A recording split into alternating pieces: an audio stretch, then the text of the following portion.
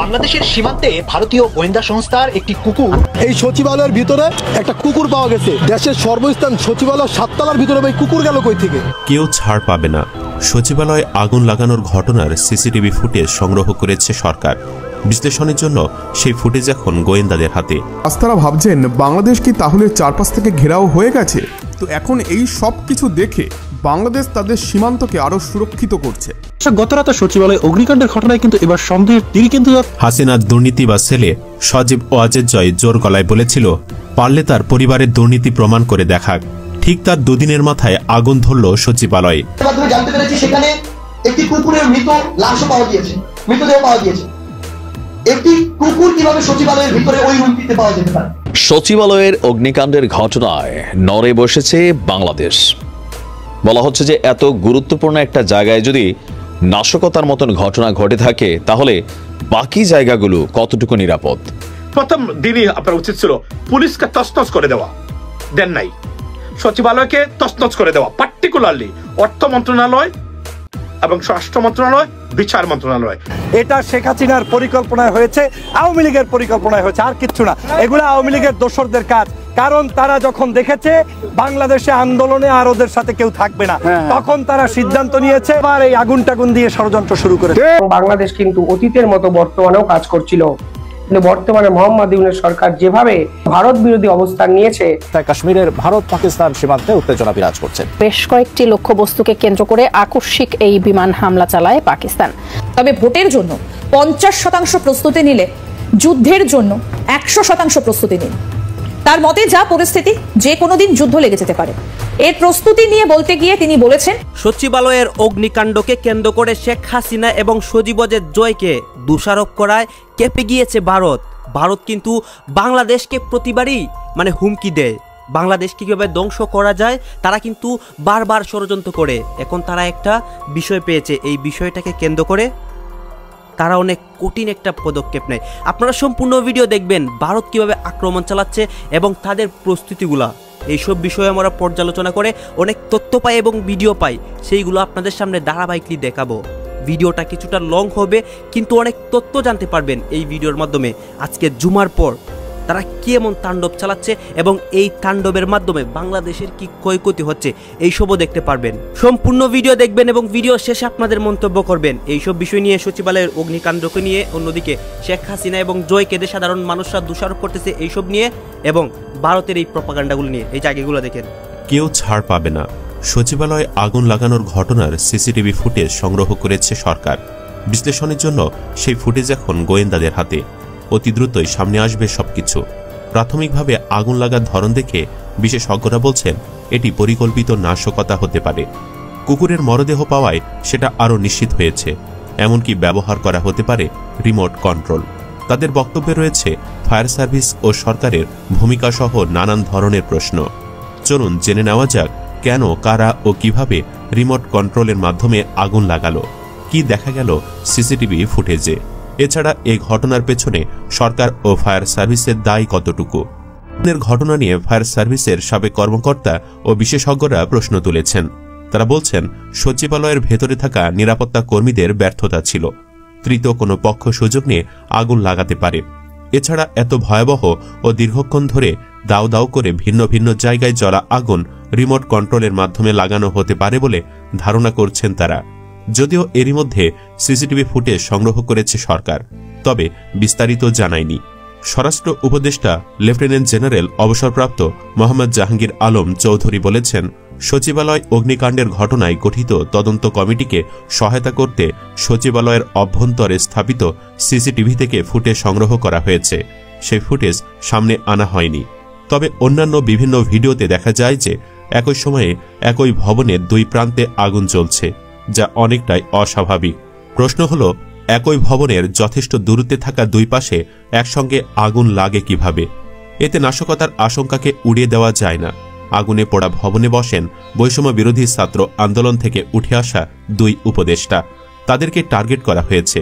বৈষম্য বিরোধী ছাত্র আন্দোলনের অন্যতম সমন্বয়ক, জুলাই শহীদ স্মৃতি ফাউন্ডেশনের সাধারণ সম্পাদক ও জাতীয় নাগরিক কমিটির মুখ্য সংগঠক সার্জিস আলম বলেছেন, সচিবালয়ের আগুন শুধুমাত্র আমাদের দুই সহযোদ্ধা আসিফ মাহমুদ ও নাহিদ ইসলামের রুমে লাগানো হয়েছে। সেখানে কুকুরের মরদেহই প্রমাণ করে এটি ষড়যন্ত্র। সার্জিস আলম বলেন, সচিবালয়ে আমলারা খুনি হাসিনাকে বসিয়ে রেখেছিল। গণ অভ্যুত্থানের আগে কিছু আমলা নামক দাস ঢাকার বিভিন্ন জায়গায় স্লোগান দিয়েছে খুনি হাসিনার পক্ষে। খুনি হাসিনার পোষ্য আমলারা আজও সচিবালয়ে চাকরি করছে। তারা চাকরি করলে সচিবালয় কিভাবে নিরাপদ থাকবে? হয় সাদা নয়তো কালা। তাদের চেয়ারে বসিয়ে রাখলে তাদের কাছ থেকে দায়িত্ব সুষ্ঠুভাবে পাওয়া সম্ভব না। সে কারণে এখন অপকর্ম হচ্ছে, দলীয় এজেন্ডা বাস্তবায়ন হচ্ছে, আগুনও লাগছে। তিনি প্রশ্ন তুলেন, সচিবালয়ের নিরাপত্তার জন্য একজন এসপি, একজন অ্যাডিশনাল এসপি ও একজন এএসপি সহ 550-রও বেশি নিরাপত্তা রক্ষী রয়েছেন। এছাড়া সচিবালয়ে 7টি টাওয়ার রয়েছে, সেগুলোতে গার্ড থাকেন। তবু কিভাবে আগুন লাগে? এ বিষয়ে ফায়ার সার্ভিসের সাবেক মহাপরিচালক আবু নাঈম মোহাম্মদ শাহিদুল্লাহ বলেন, রিমোট কন্ট্রোলের মাধ্যমে আগুন লাগানো হতে পারে। রিমোটের মাধ্যমে আগুন যদি লাগাতে হয় তবে ভবনে বৈদ্যুতিক স্পার্ক যেখানে হবে সেখানে ডিভাইস রেখে দূরে বসেও আগুন লাগানো যায়। 25 ডিসেম্বর সরকারি ছুটি ছিল, হয়তো দুর্বৃত্তরা এই ছুটির সুযোগে পরিকল্পিতভাবে আগুন লাগাতে পারে। তিনি বলেন, আপনি জানেন এখানে অনেক কিছু আছে, চুরি হতে পারে, কিন্তু আপনি দরজা খুলে রাখলে হবে? এখানে তাই হয়েছে। এত এত গুরুত্বপূর্ণ নথি, সেখানে চুরি হতে পারে। নিরাপত্তা নিশ্চিত করার কথা, সেখানে সরকার পুলিশ কতক্ষণ থাকবে? তার চেয়ে তো নিজের নিরাপত্তা নিজেকে রাখতে হবে। কে কে ছিল, কে ঢুকেছিল সেটা বের করতে হবে। তিনি আরও বলেন, সচিবালয়ে ছুটির দিনও নিরাপত্তাকর্মী ও গার্ড থাকেন। তাদের পরিবারকে ব্ল্যাকমেইল, তাকে ধরে দেওয়া কিংবা সম্পত্তি নষ্ট করে দেওয়ার ব্ল্যাকমেইল করে এসব নিরাপত্তা কর্মীদের ব্যবহার করা হতে পারে আগুন লাগানোর ক্ষেত্রে। হয়তো ওই নিরাপত্তা কর্মী জানেনই না আগুনের বিষয়ে। তাকে হয়তো বলা হতে পারে যে অমুক জায়গায় একটি সুইচ অন করে দিতে হবে। আগুনের ঘটনা নিয়ে ফায়ার সার্ভিসের সাবেক কর্মকর্তা ও বিশেষজ্ঞরা প্রশ্ন তুলেছেন। তারা বলছেন, সচিবালয়ের ভেতরে থাকা নিরাপত্তা কর্মীদের ব্যর্থতা ছিল। তৃতীয় কোনো পক্ষ সুযোগ নিয়ে আগুন লাগাতে পারে। এছাড়া এত ভয়াবহ ও দীর্ঘক্ষণ ধরে দাউ দাউ করে জ্বলা আগুন রিমোট কন্ট্রোলের মাধ্যমে লাগানো হতে পারে বলে ধারণা করছেন তারা। স্বরাষ্ট্র উপদেষ্টা ও ফায়ার সার্ভিস সহ দায়িত্বশীল কর্মকর্তারা তদন্ত শেষ হওয়ার আগে আগুনের সূত্রপাত ও কারণ নিয়ে কিছু বলতে নারাজ। কিন্তু রাজনৈতিক দল ও ছাত্র আন্দোলনের শীর্ষ নেতারা সন্দেহের তীর ছুড়ে বলেছেন, এটি পরিকল্পিত আগুন। ফায়ার সার্ভিস ও সিভিল ডিফেন্সের সাবেক মহাপরিচালক ব্রিগেডিয়ার জেনারেল অবসরপ্রাপ্ত ইঞ্জিনিয়ার আলী আহমেদ খান বলেন, সচিবালয় তো রাষ্ট্রের কি পয়েন্ট, কেপিআইভুক্ত এলাকা। যদিও এখানে আগেও একাধিকবার আগুন লেগেছে, পিট ব্লিউ কাজও করেছে, আবার কেন তাহলে আগুন লাগলো? আমরা অতীতের অভিজ্ঞতা থেকে বলতে পারি, এভাবে কখনো দুর্ঘটনার আগুন লাগে না। স্ট্যান্ডার্ড গার্মেন্টসে লাগা আগুনের অভিজ্ঞতা তুলে ধরে ফায়ার সার্ভিসের সাবেক এই কর্মকর্তা বলেন, দুর্বৃত্তরা যখন আগুন লাগায় তখন একসঙ্গে একাধিক স্থানে আগুন লাগে। এমন দুর্বৃত্তায়নের আগুন আমি আগেও দেখেছি। সচিবালয়ে তাই হয়েছে। এটা শর্ট সার্কিট না, আগুন লাগানো হয়েছে। তিনি বলেন, গতকাল ছুটির দিন ছিল, রাত 1:30টায় আগুন লাগলো, যেখানে বাহিরের মানুষের প্রবেশের সুযোগ নেই। এর মধ্যে একটা পক্ষের 40 ঘন্টার আলটিমেটাম চলছে। তারা আলটিমেটাম দিয়েছে, তাদের ধরতে হবে। মধ্যরাতে লাগা আগুন নেভাতে 10 ঘন্টা লাগলো কেন, তাও দেখতে হবে। Fire service and civil defence অধিদপ্তরের সাবেক পরিচালক মেজর অবসরপ্রাপ্ত AKM শাকিল নেওয়াজ বলেন, যদি দুর্ঘটনাজনিত আগুন হয় তাহলে এক জায়গায় লাগার কথা, একসঙ্গে 3 জায়গায় আগুন লাগার কথা নয়। লাগানো হলেই 3 জায়গায় আগুন জ্বলবে। তো পুলিশ, আনসার, বিজিবি ছিল, চারিদিকে লাইট বন্ধ ছিল। ফায়ার সার্ভিস কি করল? তাদের কি দুর্বলতা ছিল? বঙ্গবাজার 10 গজের ভেতরে, সেই আগুনও তারা দ্রুত নেভাতে পারল না। সচিবালয় কেপিআইভুক্ত প্রতিষ্ঠান, সেখানেও তারা আগুন নেভাতে পারছেন না। এটা হয় না, মানা যায় না। তাদের ব্যর্থতাকেও তদন্তের বিবেচনায় আনতে হবে। তিনি বলেন, সচিবালয়ে লাগা আগুন নির্বাপনে 10 ঘন্টা সময় নেওয়া অবিশ্বাস্য। সচিবালয়ে আগুন লাগানো হয়েছে, নাশকতার যথেষ্ট কারণ আছে। যেসব প্রতিষ্ঠানের বিরুদ্ধে বেশি দুর্নীতির অভিযোগ, সেসব জায়গায় আগুন লাগছে। আরেক ভবনে তো আগুনই লাগেনি। অপরদিকে ফায়ার সার্ভিসের সাবেক মহাপরিচালক ব্রিগেডিয়ার জেনারেল অবসরপ্রাপ্ত আবু নাঈম মোহাম্মদ শাহিদুল্লাহ বলেন, এত দ্রুততার সঙ্গে 6 তলার 2 প্রান্তে আগুন পৌঁছে যাওয়া এবং সেখান থেকে 4টি ফ্লোরে প্রসারিত হওয়া রহস্যজনক। কারণ সেখানে কোনো উচ্চ দাহ্য বস্তু, কেমিক্যাল ও ইলেকট্রিক্যাল সংযোগ তেমন ছিল না। মাঝামাঝি লিফট থেকেও আগুন লাগার আশঙ্কা নেই, কারণ সেখানে করিডোর আছে। 2 প্রান্তে অফিসগুলোতে পৌঁছাতে গেলে কিছু জায়গা আছে, সেখানে কোনো দাহ্য বস্তু নেই। ভবনের দুই প্রান্ত থেকে আগুন কিভাবে ওপরে গেল এসব দেখে মনে হচ্ছে স্বাভাবিক কোনো আগুন না। এই ঘটনাকে নাশকতা বিবেচনায় অত্যন্ত গুরুত্ব সহকারে দেখার অনুরোধ জানিয়ে ব্রিগেডিয়ার জেনারেল অবসরপ্রাপ্ত ইঞ্জিনিয়ার আলী আহমেদ বলেন, এটা ডিজাস্টার। কেউ চান্স নিয়েছে মনে হচ্ছে। গুরুত্ব সহকারে নাশকতার ঘটনা কিনা তা খতিয়ে দেখার আহ্বান। তবুও সরকার বিষয়টি গুরুত্বের সাথে দেখছে না। তদন্ত কমিটিতে যাদের রাখা হয়েছে তারা অভিজ্ঞতা ছাড়া কিভাবে আগুনের মোটিভ, নাশকতা শনাক্ত করবে? ফায়ার সার্ভিসের ভূমিকা যেখানে প্রশ্নবিদ্ধ, তাদের আবার কমিটিতে রাখা হয়েছে। তদন্ত কমিটিতে র্যাব পুলিশের অভিজ্ঞ কর্মকর্তাদের রাখার পাশাপাশি ফায়ার সার্ভিসের সাবেক অভিজ্ঞ ও বিশেষজ্ঞদের রাখতে হবে। তদন্ত কমিটিতে অগ্নিকাণ্ড সংক্রান্ত অভিজ্ঞদের রাখা উচিত, এ বলে মত দিচ্ছেন বিশেষজ্ঞরা। এই সরকার সচিবালয়ের অগ্নিকাণ্ডের ঘটনায় নড়ে বসেছে বাংলাদেশ। বলা হচ্ছে যে এত গুরুত্বপূর্ণ একটা জায়গায় যদি নাশকতার মতন ঘটনা ঘটে থাকে তাহলে বাকি জায়গাগুলো কতটুকু নিরাপদ? ইতিমধ্যেই বাংলাদেশের প্রধান গুরুত্বপূর্ণ জায়গাগুলোতে বেশ কিছু নির্দেশনা দেওয়া হয়েছে। সুপ্রিম কোর্ট থেকে প্রধান বিচারপতির বাসভবন থেকে অনেক কিছুকেই আপনার এই মুহূর্তে নিরাপত্তার আওতায় আনা হয়েছে। আর এর মাঝখানে বরাবরের মতন দেশের এই দুর্যোগ এবং ক্রান্তি লগ্নে বাংলাদেশ সেনাবাহিনী সামনে এসে দাঁড়িয়েছে। সেনাবাহিনীর পক্ষ থেকে বেশ কিছু বার্তা দেওয়া হয়েছে, ইভেন বেশ কিছু গুরুত্বপূর্ণ দায়িত্ব সেনাবাহিনীকেও দেওয়া হচ্ছে। যদিও মাঠে অলরেডি সেনাবাহিনী ডিপ্লয়েড করা আছে, কিন্তু কোথাও না কোথাও অতীতের বিভিন্ন সময়ে যখন সেনাবাহিনী মাঠে নামতো তখন মানুষের মধ্যে একটা উৎসাহ প্লাস যারা অপরাধী তাদের মধ্যে ভয় উৎকণ্ঠা কাজ করত। কিন্তু 24-এর এই জুলাই আগস্ট পরবর্তী সময়ে সেনাবাহিনী মাঠে আছে ঠিকই, কিন্তু ওই ভয়টা বা ওই যে চার্মিং যে সিনারি ছিল সেটা কিন্তু আমরা দেখতে পাচ্ছি না। তবে সেনাবাহিনী বলছে ভিন্ন কথা। দেশের গুরুত্বপূর্ণ স্থাপনা বা কেপিআইয়ে হামলা এবং নাশকতা সহ সার্বিক নিরাপত্তায় বাংলাদেশ সেনাবাহিনী সতর্ক অবস্থানে আছে বলে জানিয়েছেন সেনা সদর দপ্তর থেকে বিশেষ বার্তায় colonel staff colonel Intekhab Haider Khan. তার বক্তব্য হচ্ছে এইসব স্থানের নিরাপত্তা দিতে আইন শৃঙ্খলা রক্ষাকারী বাহিনীর সাথে বিশেষ ভূমিকা রাখবে এখন আমাদের সেনাবাহিনী। গতকালকের ঘটনার পর ঢাকা সেনানিবাসের বনানী অফিসার্স মেসে আয়োজিত এক সংবাদ সম্মেলনে তিনি বলছেন, ইন এইড টু সিভিল পাওয়ার এর আওতায় মোতায়েন করা সেনাবাহিনীর কার্যক্রম সম্পর্কিত এই সংবাদ সম্মেলন অনুষ্ঠিত হয়েছে। সচিবালয়ে আগুনের ঘটনার বিষয়ে তিনি বলছেন, এই ঘটনাটিকে তদন্ত করা হবে, সেখানে আগুন লাগার প্রকৃত ঘটনা জানা যাবে। এ লক্ষ্যে ফায়ার সার্ভিসের কর্মীদেরকে সার্বিক সহযোগিতা করছে বাংলাদেশ সেনাবাহিনী। তো তিনি বলছেন যে আইন শৃঙ্খলা রক্ষায় চাপ নেওয়ার জন্যই সেনাবাহিনী প্রশিক্ষণ নিয়েছে, তবে আইন শৃঙ্খলা রক্ষাকারী বাহিনীর সঙ্গে সমন্বিতভাবে সেনাবাহিনী আইন শৃঙ্খলায় কাজ করে যাচ্ছে। আর আইন শৃঙ্খলার ক্ষেত্রে অনেক ঘটনা ঘটেছে, তবে অবনতি হয়নি। পুলিশ সহ অন্যান্যদের সঙ্গে সমন্বয় করে আইন শৃঙ্খলা পরিস্থিতি সহনশীল রাখতে কাজ চালিয়ে যাচ্ছে সেনাবাহিনী। যারা দুর্বৃত্ত আছে, যারা নাশকতাকারী আছে, যারা সন্ত্রাসী আছে, তাদেরকে কঠোর বার্তা দিয়েছে সেনাবাহিনী। বলছে যে দেশমাতৃকার নিরাপত্তার কাজে সেনাবাহিনী বিশেষ গুরুত্বপূর্ণ ভূমিকা রাখবে। যে কোনো পরিস্থিতিকে মোকাবেলার জন্য সেনাবাহিনী ক্যাপাবল। এছাড়া বলছেন দেশের বিভিন্ন প্রান্তে যদি নাশকতার যে সংখ্যা আছে সেখান থেকে তিনি বলছেন যে কক্সবাজারে সেনাবাহিনী সতর্ক অবস্থানে আছে।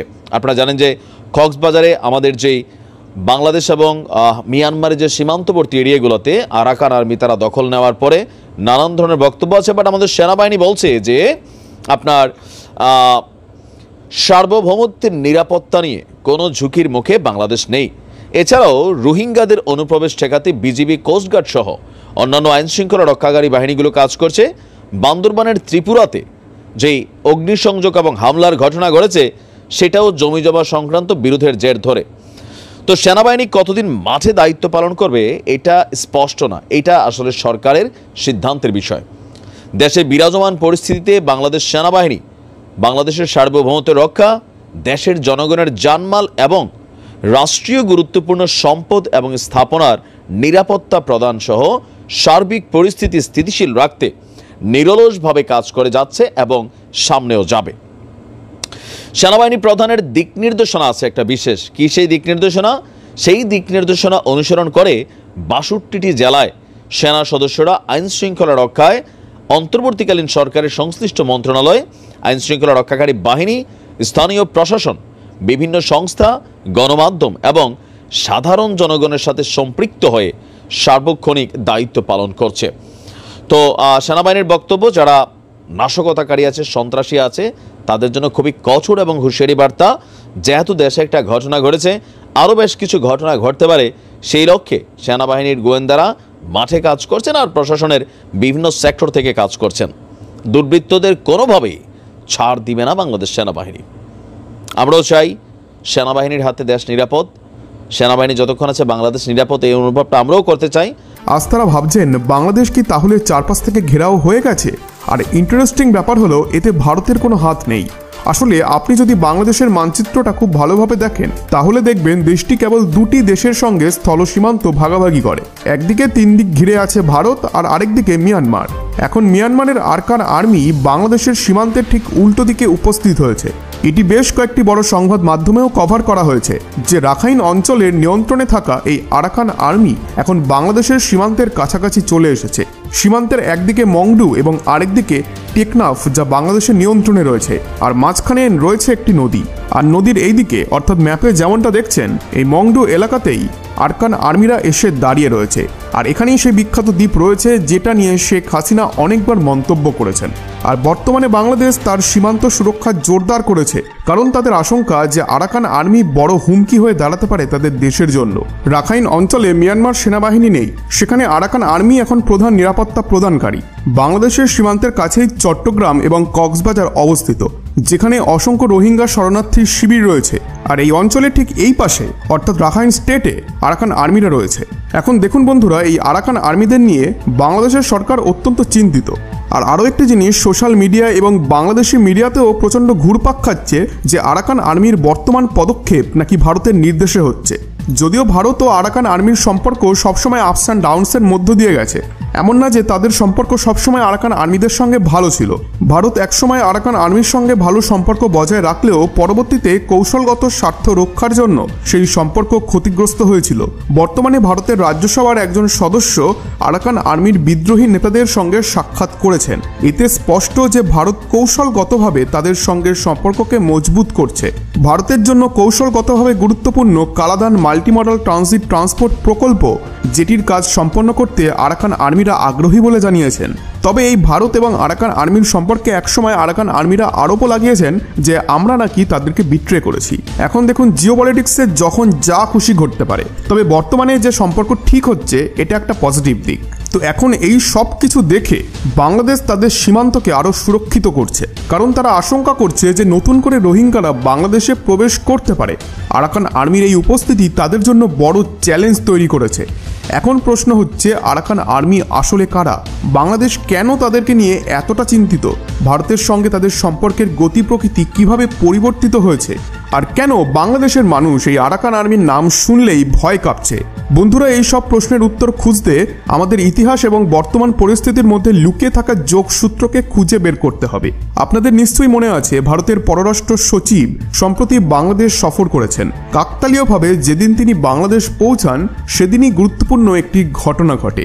তাহলে আসুন বন্ধুরা, সমস্ত ডটগুলোকে যুক্ত করি এবং বুঝে নিই যে কিভাবে কূটনৈতিক চালে বাংলাদেশ এমন এক পরিস্থিতিতে পড়েছে যেখানে তাদের সীমান্ত সুরক্ষার বিষয়ে চরম উদ্বেগ তৈরি হয়েছে।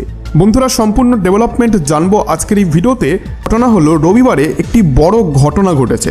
আরাকান আর্মি, যা মিয়ানমারের অত্যন্ত শক্তিশালী one of the most powerful ethnic minority arms groups, তারা বাংলাদেশের সীমান্তের কাছের তাদের শেষ আউটপোস্টটি পুরোপুরি দখল করে নিয়েছে। আপনারা এখানে দেখুন, এটি হচ্ছে মংডু। মংডুর ঠিক পাশেই সবুজ রঙে যে অংশটি দেখাচ্ছে সেটি বাংলাদেশ। আর এই শেষ আউটপোস্টটি আরাকান আর্মি সম্প্রতি রবিবার দখল করেছে। পাশাপাশি বাংলাদেশ ও মিয়ানমারের মধ্যে প্রায় 271 কিলোমিটার দীর্ঘ সীমান্ত রয়েছে, যা এখন কার্যত আরাকান আর্মির নিয়ন্ত্রণে।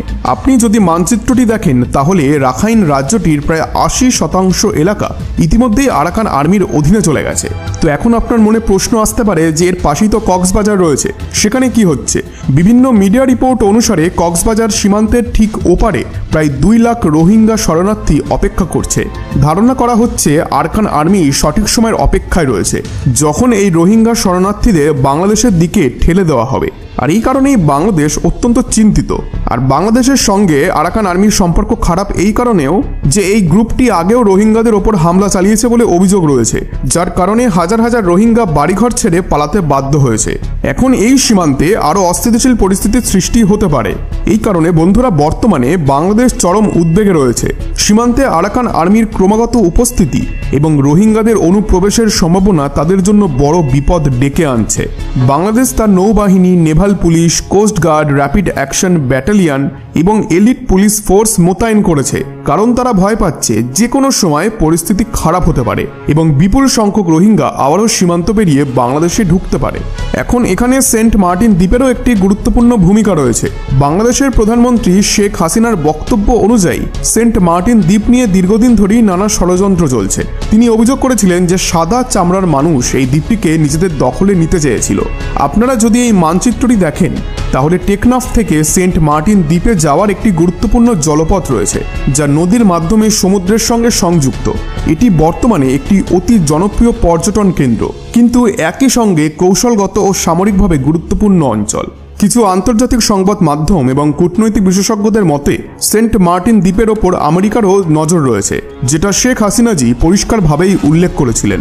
এখন সেই সেন্ট মার্টিন দ্বীপের খুব কাছাকাছি আরাকান আর্মি অবস্থান করছে, যা বাংলাদেশের জন্য আরও বেশি শঙ্কার কারণ হয়ে দাঁড়িয়েছে। বন্ধুরা, বর্তমান পরিস্থিতিতে নাফ নদী ঘিরে বাংলাদেশ অত্যন্ত কড়া বিধিনিষেধ আরোপ করেছে। এই নদীটি বাংলাদেশ এবং মিয়ানমারের মধ্যে একটি গুরুত্বপূর্ণ জলসীমা, যা এখন সম্পূর্ণরূপে ভ্রমণ নিষিদ্ধ করা হয়েছে। কোনো নৌকা, ট্রলার বা যে কোনো জাহাজ এই নদীতে চলাফেরা করতে পারবে না। কার্যত সেখানে কারফিউ টাইপ নিষেধাজ্ঞা জারি করা হয়েছে, যাতে সীমান্ত পেরিয়ে অবৈধ অনুপ্রবেশ বা আরাকান আর্মির কার্যক্রমকে রোধ করা যায়।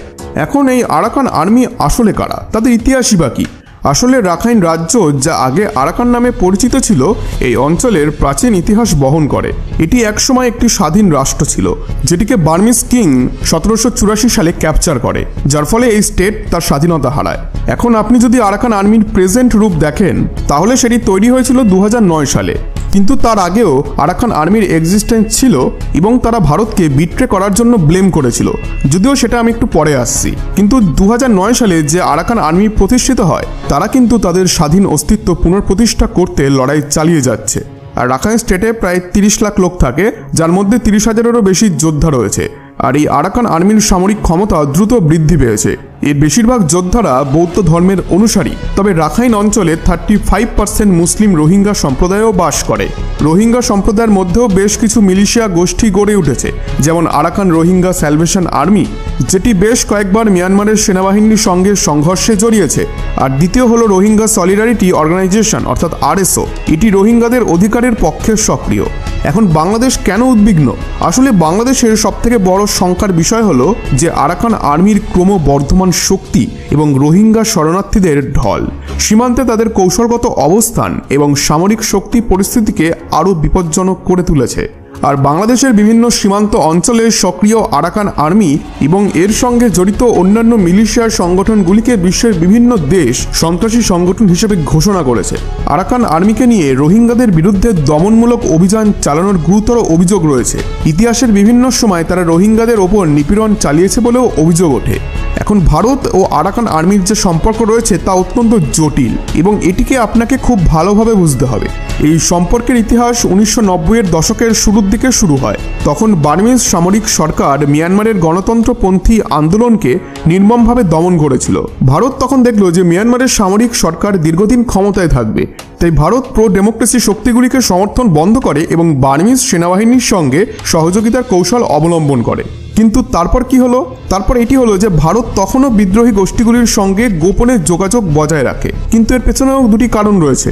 ভারতের উত্তর পূর্বাঞ্চলে চীনের ক্রমবর্ধমান প্রভাবকে পর্যবেক্ষণ করার জন্য, আর দ্বিতীয় হলো বঙ্গোপসাগরে চীনের কার্যকলাপ এবং সীমান্তের সশস্ত্র বিদ্রোহীদের আন্দোলনকে নিয়ন্ত্রণে রাখা। কিন্তু তখন এই কথাগুলি বার্মিজরা জানতে পেরে যায়, আর মিলিটারি যখন এই কথা জানতে পারে তখন তারা বলে দেয় যে ভারত তোমাকে এই জিনিসগুলো বন্ধ করতে হবে এবং তোমরা যে আমাদের সঙ্গে এখনো লয়াল রয়েছো তার প্রমাণ তোমাকে দিতে হবে। তো এখন এই প্রুফ কিভাবে দেওয়া হলো? তো বলা হয় যে 1998 সালের ফেব্রুয়ারি মাসে একটি সামরিক অভিযান করা হয় যার নাম ছিল অপারেশন লিচ। আর এই ঘটনাটি সবথেকে বিতর্কিত একটি ঘটনা। আর এই অপারেশন নিয়ে অনেক আর্টিকেলও বেরিয়েছিল, আপনারা চাইলে ইন্টারনেটে সার্চ করে তা পড়তেও পারেন। তো বেসিক্যালি 73 জন আরাকান আর্মির যোদ্ধা রাখাইন অঞ্চল থেকে পালিয়ে ভারতের আন্দামান দ্বীপপুঞ্জে আসে। ভারতীয় সামরিক বাহিনীর এক লেফটেন্যান্ট কর্নেলের মাধ্যমে তাদের গোপন আশ্রয় দেওয়ার প্রতিশ্রুতি দেওয়া হয়েছিল, কিন্তু রিমোট আইল্যান্ডে পৌঁছানোর পর তাদেরকে গ্রেপ্তার করা হয়। 6 জন টপ লেভেলের নেতা সেখানেই নিহত হন, যাদের আরাকান আর্মির মূল নেতৃত্বে থাকার কথা ছিল। এই ঘটনার পর থেকে আরাকান আর্মির ভারতের ওপর থেকে সমস্ত ট্রাস্ট উঠে যায়। পুলিশ মাফ চাইছে, কিন্তু ওদিকে সম্ভবত প্রশাসনের আমলাদের কাছে আমাদের মাফ চাইতে হবে। পরিস্থিতিটা সেই রকম দাঁড়িয়েছে।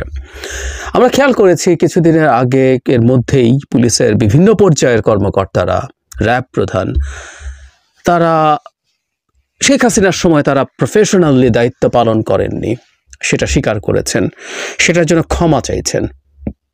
এটা সত্য, ফৌজদারি অপরাধের কোনো ক্ষমা হয় না, সুতরাং ফৌজদারি অপরাধ যেগুলো আছে সেগুলোর বিচার হওয়া উচিত হবে। কিন্তু এই বোধ তাদের মধ্যে তৈরি হয়েছে যে তারা অন্যায় করেছেন। প্রাতিষ্ঠানিকভাবেই উচ্চপদস্থ পুলিশ অফিসাররা এই ধরনের স্টেটমেন্ট দিচ্ছেন প্রকাশ্যে জনগণের কাছে। আমরা এটাকে প্রশংসা করি, এই অন্তত যে নৈতিকভাবে তারা দায় নিচ্ছেন, স্বীকার করছেন। কারণ একটা কথা মনে রাখতে হবে, কোন একটা ভুল বা অপরাধ শোধরানোর প্রধান স্টেপ হচ্ছে প্রাথমিকভাবে ওইটা ভুল বা অপরাধ হিসেবে স্বীকার করা। মানে আমরা মনে করি জনগণের কাছে প্রশাসনের আমলাদেরও মাফ চাওয়া উচিত ছিল, কারণ শেখ হাসিনাকে ক্ষমতায় রাখার ক্ষেত্রে পুলিশের মতো করেই প্রশাসনের আমলারা দায়িত্ব পালন করেছেন অত্যন্ত চমৎকারভাবে। কিন্তু পরিস্থিতি মনে হচ্ছে তারা মাফ চাইবেন না, আমাদেরকে মাফ চাইতে হবে। কারণ তারা এখন যারা কথা বলছেন টলছেন তাদেরকে হুমকি টুমকি দিচ্ছেন। তার আগে একটা কথা একটু বলে রাখা ভালো, যে আসলে মানে শেখ হাসিনার সময় তারা শেখ হাসিনা সব কথা মেনে চলেছেন। ওনারা চাকরি করেন, প্রজাতন্ত্রের কর্মচারী। সুতরাং ওনারা যদি প্রজাতন্ত্রের কর্মচারী হন, তারা সরকারের বিরুদ্ধে যেতে পারেন না। কথাটা এইরকম দাঁড়ায়, গেলে তাদের বিরুদ্ধে ব্যবস্থা হতে পারত, ভয় পেতেন। সেই তারাই এখন চাকরি বিধি সহ সব আইন ভঙ্গ করে যা তা বলছেন, সমাবেশ করছেন, সভা করছেন, পুরনোদেরকে ডেকে এনেছেন, আরো কাউকে ভাড়া করেছেন, কোট অ্যান্ড কোট, তাদের পক্ষে তোপ দাগানোর জন্য। আমি একটা কথা রিপিট করি, আপনারা যারা প্রশাসনের মানুষ আমাকে শুনছেন, আপনারা কি চাইছেন, কি বক্তব্য, সেটা নিয়ে আমার মূল বক্তব্য না। আমি দুটো ভিডিও করেছি, দ্য থার্ড ওয়ান। আমি চেয়েছিলাম পরে আবার কথা বলবো, কারণ 4 তারিখ আপনারা মহাসমাবেশ করবেন বলছেন, তখন আবার বলবো। কিন্তু আবার বলতে হয়েছে কারণ আপনাদের একটা স্টেটমেন্ট সামনে আসলো, যেটা দেখে মনে হলো আমাদেরকে মাফ চাওয়াতে চান আপনারা, সে কারণেই কথা বলতে চেয়েছি। আমার মূল জায়গাটা হচ্ছে, আপনি আইন ভাঙছেন, আপনি বিধি ভাঙছেন, ভেঙে আপনি এই কাজগুলো করছেন, এবং যে ভাষায় কথা বলেছেন সেই ভাষাটা প্রথম সমাবেশে তো দেখিনি, পরে যে গ্যাদারিং হলো একটা ইনডোর মিলনায়তনে যে সভা হলো, যেখানে অতীত এবং বর্তমানের প্রশাসনে কাজ করা মানুষজন যে ভাষায়, যে বডি ল্যাঙ্গুয়েজে যেসব হুমকি ধামকি করে দিয়েছেন সবাইকে, সেইটার বিরুদ্ধে কথা বলেছি, এখনো বলছি। অথচ পাল্টা হলো, আমি পড়ি, ওনারা আগুন লাগানি একটা স্টেটমেন্ট দিয়েছেন। যারা অ্যাডমিনিস্ট্রেটিভ সার্ভিস অ্যাসোসিয়েশন যেটা আছে, এই অ্যাসোসিয়েশনগুলো থাকা নিয়েও প্রচুর প্রশ্ন আছে, সেটা এখন আপাতত সরিয়ে রাখি আজকে আলোচনার জন্য। তারা আগুন নিয়ে নানান কথাবার্তা বলতে একটা পর্যায়ে এসে বলছেন, আমরা আরও লক্ষ্য করছি যে জনপ্রশাসন সংস্কার কমিশনের সুপারিশের বিষয়ে অপরিণামদর্শী ও অযৌক্তিক লেখালেখির মাধ্যমে সামাজিক যোগাযোগ মাধ্যম সহ নানা ক্ষেত্রে সরকারের ভাবমূর্তি ক্ষুণ্ণ করার জন্য একটি বিরূপ পরিস্থিতি সৃষ্টি করে দেশকে অস্থিতিশীল করার অপপ্রয়াসও চলছে। আমরা এই অপচেষ্টার তীব্র নিন্দা ও প্রতিবাদ জানাই এবং এহেন কাজ থেকে বিরত থাকা সহ জড়িতদের অতি দ্রুত চিহ্নিত করে আইনের আওতায় আনার জোর দাবি জানাই। খেয়াল করি আমি আবার একটু পড়ি। জনপ্রশাসন সংস্কার কমিশনের সুপারিশের বিষয়ে অপরিণামদর্শী ও অযৌক্তিক লেখালেখির মাধ্যমে সামাজিক যোগাযোগ মাধ্যম সহ নানা ক্ষেত্রে সরকারের ভাবমূর্তি ক্ষুণ্ণ করার জন্য একটি বিরূপ পরিস্থিতি সৃষ্টি করে দেশকে অস্থিতিশীল করার অপপ্রয়াস চলছে। মানে অযৌক্তিক লেখালেখি করা যাবে না? যাবে তো, আমি মনে করি যাবে। একটা আদর্শ গণতান্ত্রিক সমাজে, ওই যে বললাম ওনারা আসলে ভুলে গেছেন শেখ হাসিনা ক্ষমতায় নেই। আপনারা তো দেখলেন এখানে কি কথা হচ্ছে, অনেকেই কিন্তু অনেক কথা বলতেছে এই অগ্নিকাণ্ডকে কেন্দ্র করে, অনেকে আলোচনা করতেছে, সমালোচনা করতেছে, শেখ হাসিনাকে দোষারোপ দিচ্ছে। আবার অনেকে বলতেছে যে এই অগ্নিকাণ্ড নাকি মানে স্বাভাবিকভাবে হয়েছে কোনো একটি দুর্ঘটনায়। আবার অনেকে বলতেছে যদি দুর্ঘটনাই হতো তাহলে একই সময়ে দুই জায়গায় কিভাবে আগুন লাগে। এই নিয়ে কিন্তু আমাদের দেশের অনেক নেতাকর্মীরা প্রতিবাদ জানাচ্ছে এবং সরাসরি বলতেছে এইটা একটা মানে ষড়যন্ত্র করে আগুনটা দেওয়া হয়েছে। দর্শক শ্রোতা, এইসব নিয়ে আপনাদের মন্তব্য কি? এতক্ষণ আপনাদেরকে যা কিছু দেখিয়েছি সব কিছু কিন্তু আমরা সোশ্যাল মিডিয়া থেকে সংগ্রহ করেছি, এখানে আমাদের নিজস্ব কোনো মন্তব্য নেই। শুধুমাত্র এইসব ভিডিওর উপর ভিত্তি করে আমরা আলোচনা করেছি এবং আপনাদের সামনে তুলে ধরেছি। এইসব দেখে আপনাদের কেমন লাগছে এবং আপনাদের মন্তব্য কি, এটা কিন্তু আপনারা অবশ্যই কমেন্ট বক্সে লিখে যাবেন। এবং আপনাদের কাছে আমার একটা রিকোয়েস্ট থাকবে, আমার চ্যানেলটি সাবস্ক্রাইব করবেন এবং পাশে থাকা বেল আইকনটি অবশ্যই বাজিয়ে যাবেন, যাতে করে নেক্সট ভিডিওটা সবার আগে আপনাদের কাছে পৌঁছায়। ধন্যবাদ।